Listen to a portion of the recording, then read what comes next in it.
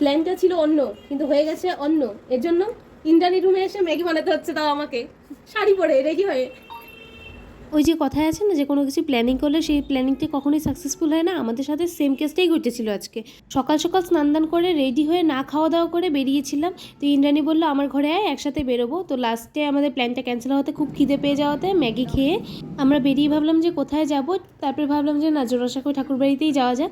এখানে এসে আমার খুব কষ্ট লেগে গেছিলো, কারণ টিকিট কাটছি শুধু টাকার জন্য নয়। যারা রবীন্দ্রভারতীতে পড়াশোনা করে তারা জানে যে জোড়াসাঁকোই ঠাকুর বাড়ি ঘুরতে গেলে আমাদের কোনো টিকিট লাগে না। তো যেহেতু আনপ্ল্যান ট্রিপ, এর জন্য আমার কাছে কার্ডটা ছিল না ইউনিভার্সিটির।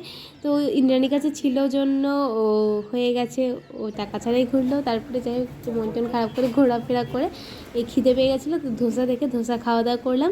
তো লাস্টে যেই প্ল্যানটার জন্য বেরিয়েছিলাম আমরা, তো সেই প্ল্যানটা কিন্তু আমাদের সফল হয়েছে। তো সেই প্ল্যানটা নিয়ে দেখা হচ্ছে পরে আর একটি মিনি ব্লগে। টাটা।